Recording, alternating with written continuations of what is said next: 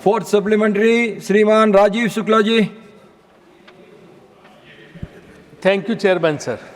Sir ये बहुत अच्छा सवाल है और लेकिन इसको मैं लगता हूँ कि इसमें सर राजनीति नहीं होनी चाहिए, क्योंकि ये सबका संयुक्त प्रयास है। अटल जी की सरकार में भी ये था, एक मिनट शांत रहो, अटल जी की सरकार में भी था, मनमोहन सिंह जी की सरकार में हुआ और मोदी जी की सरकार में भी। केंद्र और राज्य मिलके जो है इसमें सहयोग करके ख़त्म कर रहे हैं। भूपेश बघेल सरकार ने केंद्र से मिलके बहुत अच्छा काम किया, अमित शाह जी गृह मंत्री थे, और इसके बाद अब की सरकार भी कर रही है। निश्चित रूप से छत्तीसगढ़ में भारी सफलता मिली, इसमें कोई शक नहीं है, और सब मिल के जुल के काम हुआ। अब दो प्रश्न है इसमें मंत्री से कि इसमें 15 लाख रुपए की सहायता जो नक्सल प्रभावित जिले थे वहाँ मिलती थी लगातार जब नक्सलवाद ये चल रहा था। अब यह है कि वो जैसे जैसे ख़त्म हुआ गया वो सहायता बंद कर दी गई। मेरा मानना है कि पुनर्वास में रिहेबिलिटेशन के काम के लिए वो राशि लगातार जिलों को जानी चाहिए, सरकार किसी की भी हो।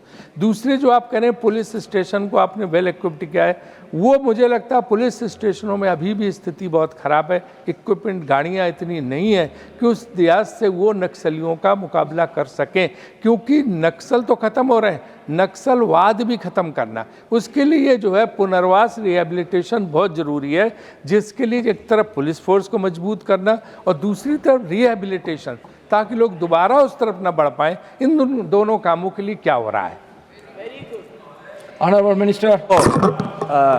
माननीय सांसद महोदय का प्रश्न यह है, हमने पहले ही कहा कि राज्यों के कोऑर्डिनेशन के साथ करते हैं, लेकिन यह भी सत्य है कि कुछ सरकारें इसमें जितना कोऑपरेशन करना चाहिए उतना कोऑपरेशन नहीं कर पा रही थी।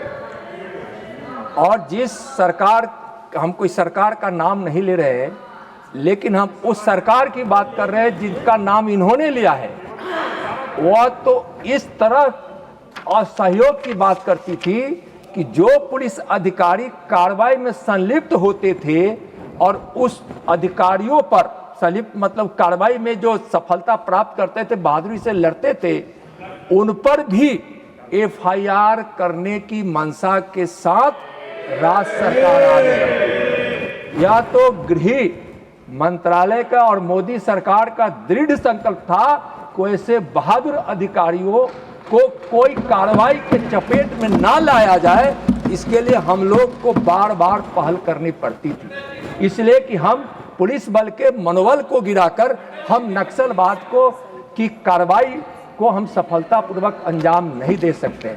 जहाँ तक महोदय इन्होंने पुनर्वास की बात कही है, तो निश्चित रूप से मोदी सरकार की नीति है कि हम जन जागृति करते हैं, हम लोग को आत्मसमर्पण कराकर मूल धारा में लाना चाहते हैं, ना मानते हैं तब हम कठोर कार्रवाई करते हैं, और पुनर्वास की हमारी ठोस नीति है जो हम राज्यों के साथ मिलकर संचालन करते हैं। महोदय, जहां